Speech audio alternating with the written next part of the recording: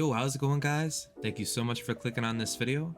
In today's episode, I will be teaching you 5 steps on how to improve your Rocket League gameplay drastically. Now, this can go for someone that's brand new at the game, or even someone that's been playing the game for years and they just want to learn some more steps. Me personally, I use these steps and it helped me get out of the gold plat situation, which I was stuck at for a long time, and now I'm sitting at high diamond, low champ. Now, these steps will work, I guarantee it. All you gotta do is give it a try, and this will help you be more efficient in ranked matches and overall just become a better player in general. Hope you enjoy this video. Sit back and relax, and let's get to it.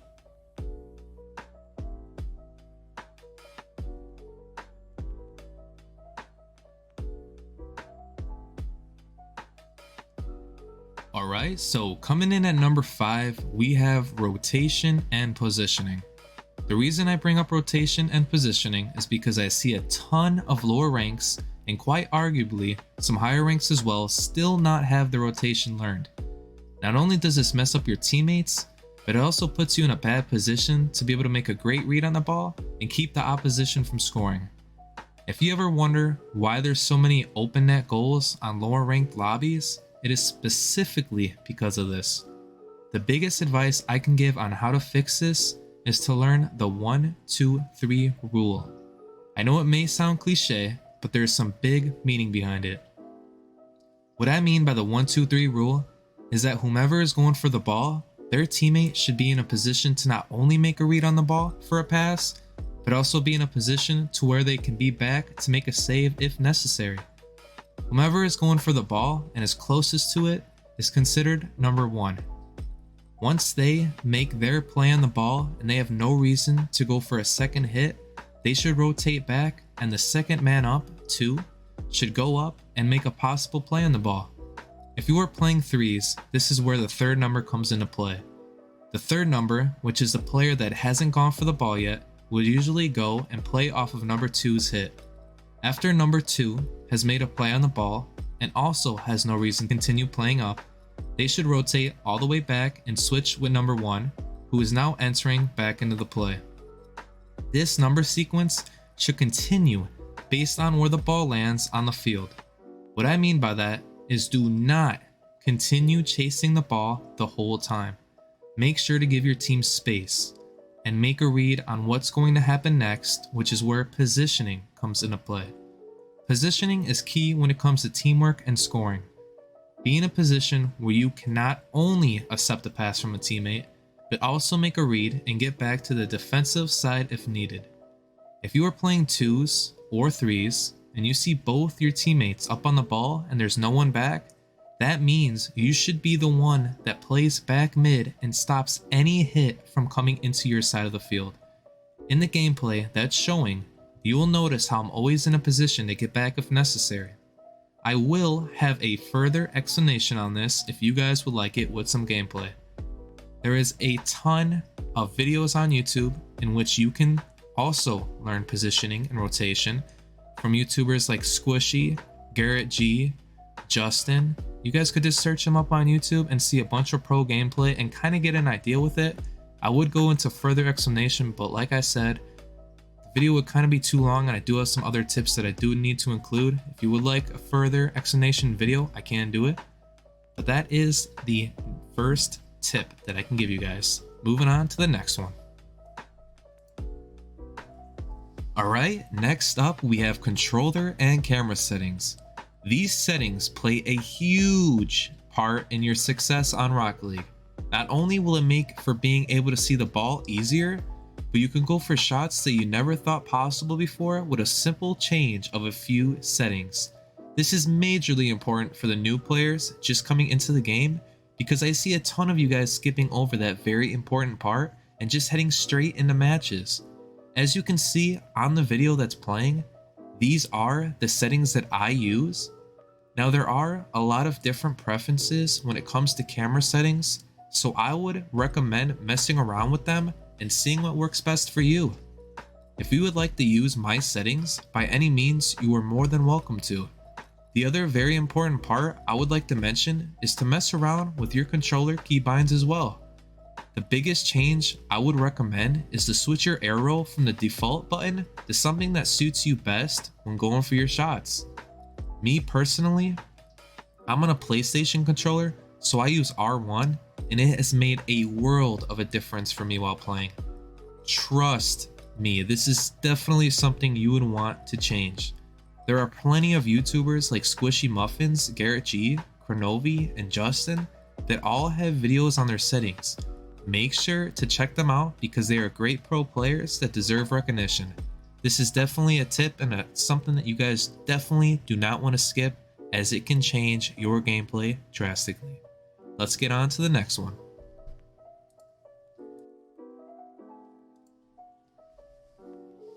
Alright guys, so the third tip that I would like to bring up is to be wary on what type of vehicle you use.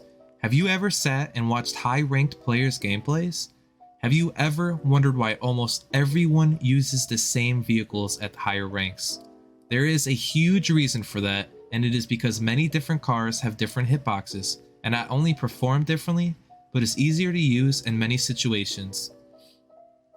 Now this may just be me, but I find that the cars I use really affect my gameplay and I overall perform better with them.